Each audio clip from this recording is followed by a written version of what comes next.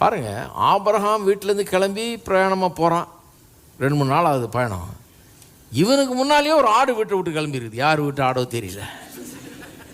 அதுக்கு ஒரு ஏவுதல். எத்தனை பேர் நீங்கள் ஆடுக்கு ஏவுதல் வரும்னு? ஆடுக்கு ஈஸியாக வருங்க, மனுஷனுக்கு தான் ரொம்ப கஷ்டம். உங்களை கத்தர் ஏவனார்னா போயிடுவீங்களா நீங்கள்?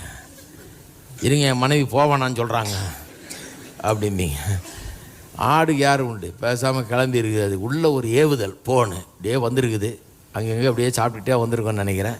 மலாடி வாரத்துக்கு வந்தப்போ இன்னொரு ஏவுதல் மேலே போன்னு மேலே போயிருக்குது. என்னத்துக்கு போகிறோன்னே தெரியல. அது ஏதோ பிடிச்சி தள்ளுது. அதை போ போ போ போன்னு நேராக மேலே வந்தது. அங்கே ஒரு முட்புதரை பார்க்குது.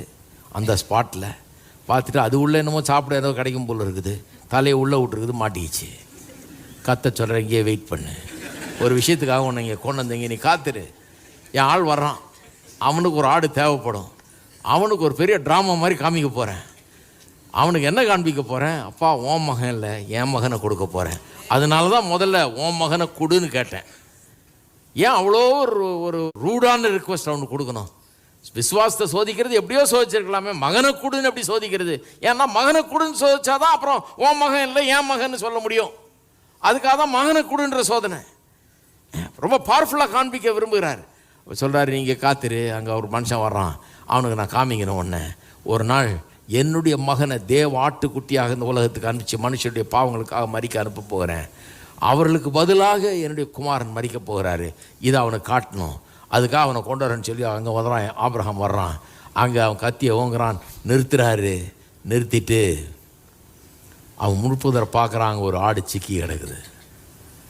அதை எடுத்து அது தகன பலியாக அங்கே இடுகிறான், தேவனுக்கு செலுத்துகிறானுங்க. விளங்கியிருக்கும்னு நினைக்கிறீங்களா? ஆபிரகாமுக்கு நல்லா விளங்கியிருக்கும். கர்த்தர் எப்படிப்பட்டவர். அவர் உலகத்தின் பாவத்துக்காக அவர் ஒரு பிராயச்சித்தத்தை ஏற்படுத்தி வைத்திருக்கிறார். அதுதாங்க செய்தி. ஏற்படுத்தி வச்சிருக்கிறார். அவர் ரெடி பண்ணுறார். God provides the sacrifice. அவர் ஒரு பலியை ஏற்படுத்தி வச்சிருக்கார். என் குமாரன்லாம் பலி ஆக முடியாது.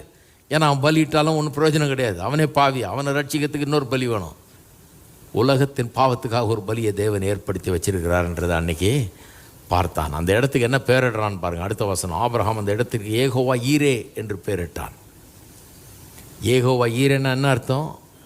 கர்த்தருடைய பர்வதத்திலே பார்த்து கொள்ளப்படும். The Lord will see to it அப்படின்னு ஆங்கிலத்தில் வருது. சிம்பிளாக சொல்லப்போனால் God supplies. God supplies. தேவன்